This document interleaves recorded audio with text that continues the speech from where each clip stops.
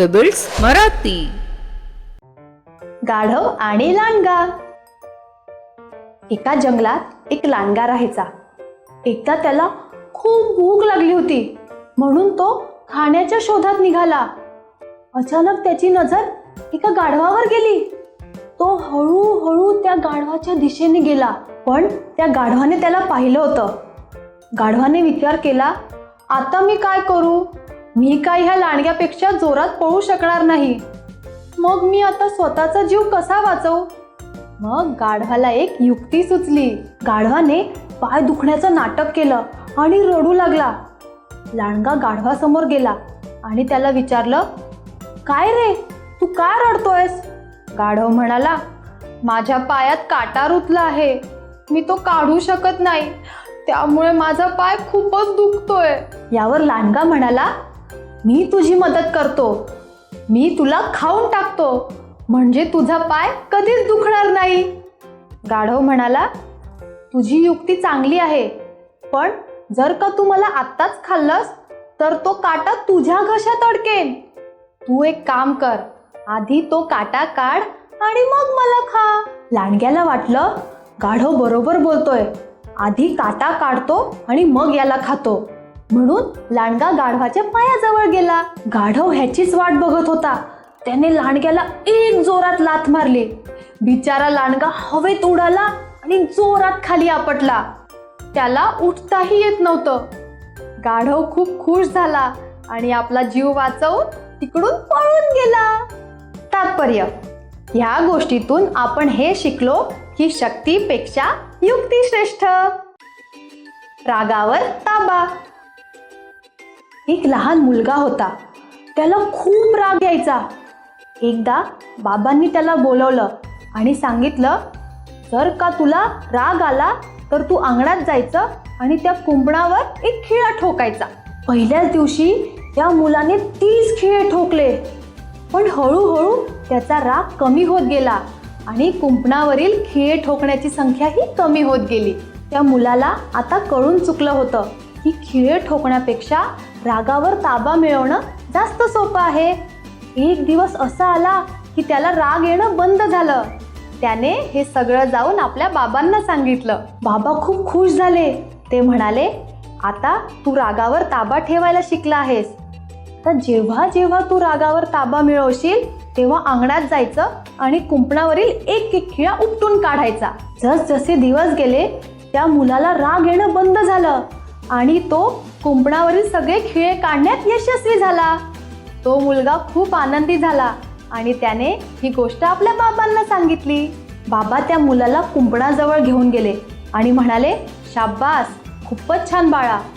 अरे पण हे बघ, तू खिळे काढलेस पण ती भोक तशीच राहिली. कुंपण आता पूर्वीसारखं राहिलं नाही. तसंच ज्यावेळी तू रागाच्या भरात एखाद्या व्यक्तीला काही बोलतोस ते आयुष्यभरासाठी त्याच्या मनात राहून जातं. त्या मुलाला त्याची चूक कळली आणि त्या दिवसानंतर तो एका शहाण्या मुलासारखा वागू लागला. तात्पर्य: ह्या गोष्टीतून आपण हे शिकलो की रागाच्या भरात कधीही कोणाला काहीही बोलू नये आणि रागावर नेहमी ताबा ठेवावा. कोल्हा आणि बगळा. एकेकाळी बगळा आणि कोल्हा एकमेकांचे खूप चांगले मित्र होते. एकदा कोल्ह्याने बगळ्याला घरी जेवायला बोलवलं.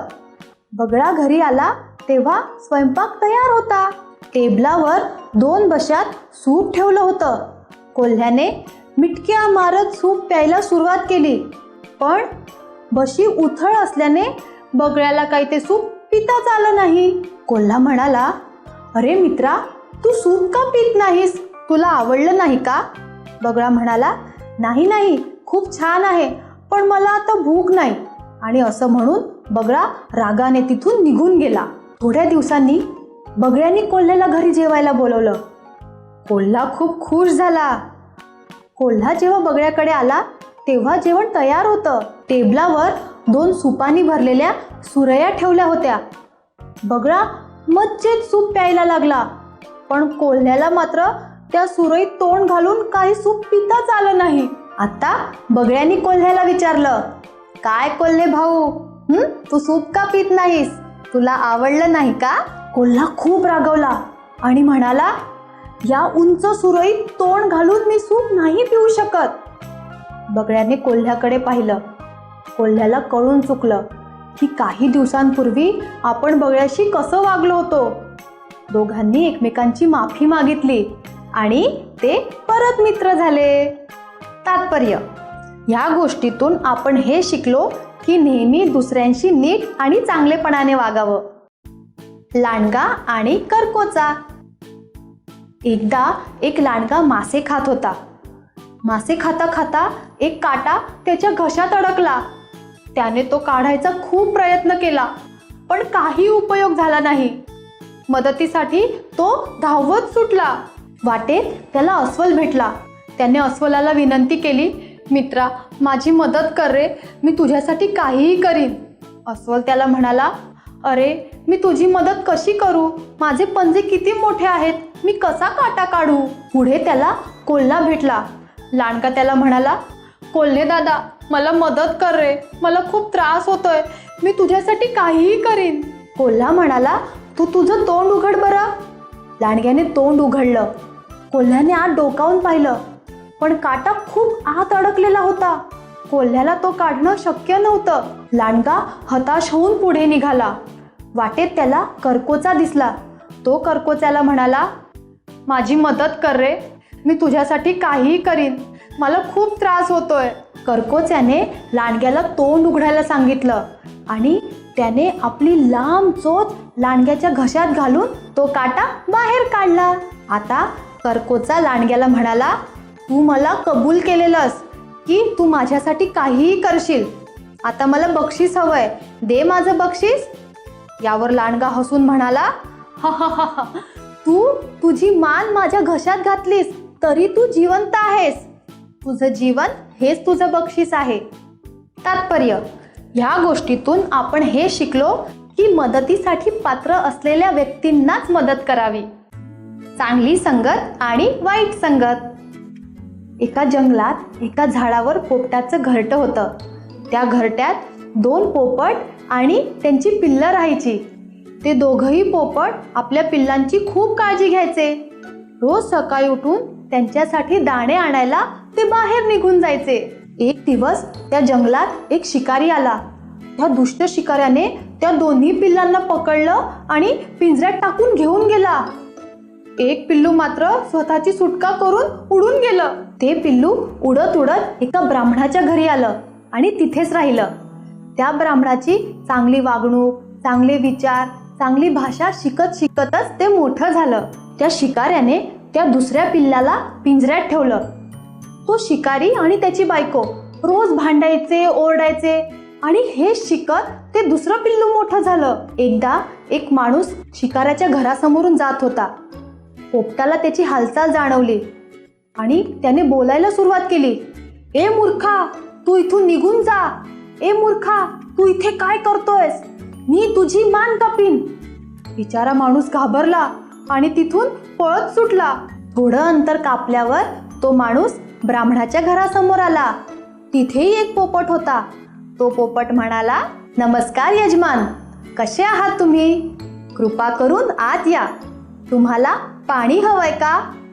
हे ऐकून तो माणूस चकित झाला. तो माणूस पोपटाला म्हणाला, थोड्या वेळापूर्वी मी तुझ्यासारख्याच एका पोपटाला पाहिलं.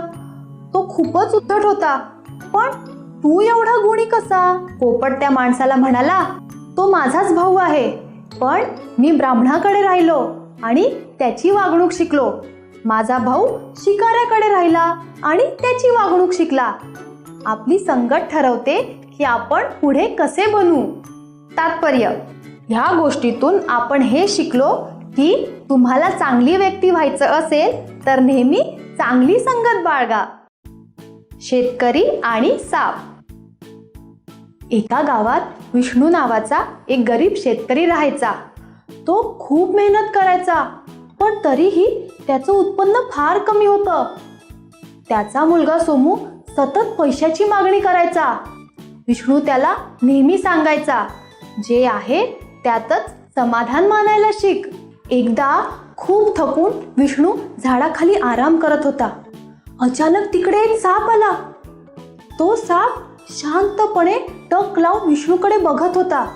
विष्णूने मनात विचार केला, हा साप फारच शांत दिसतोय, हा देवाचं रूप तर नाही. विष्णू घरी गेला आणि एका वाटीत दूध घेऊन आला. ती वाटी त्याने सापासमोर ठेवली आणि तो घरी निघून गेला. दुसऱ्या दिवशी तो वाटी घ्यायला परत आला आणि बघतो तर काय, त्या वाटीत सोन्याचं नाणं. विष्णूला आता खात्री पटली होती की हा साप देवाचंच रूप आहे. त्या दिवसानंतर विष्णू रोज वाटीत सापाला दूध द्यायचा आणि दुसऱ्या दिवशी त्याला वाटीत सोन्याचं नाणं मिळायचं. असं करत करत विष्णू आता एक श्रीमंत माणूस झाला होता. एकदा विष्णू कामासाठी गावाबाहेर गेला होता, म्हणून सोमू दुधाची वाटी घेऊन सापाकडे गेला. त्यालाही वाटीमध्ये सोन्याचं नाणं मिळालं. सोमूने विचार केला, नक्की या दगडाखाली खूप सारं सोनं आहे.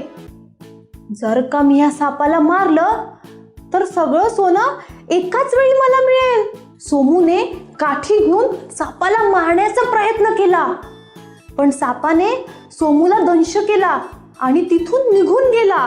विष्णू घरी परत आल्यावर त्याच्या बायकोने त्याला सगळं सांगितलं. विष्णू सोमूला म्हणाला, तरी मी तुला नेहमी सांगत होतो, लोभीपणा करू नकोस, जे आहे त्यातच समाधान मानायला शिक. आणि असं म्हणून विष्णू धावत त्या सापाकडे निघून गेला. विष्णूने सापाची माफी मागितली आणि त्याला दूधही दिलं, पण साप दूध प्यायला नाही.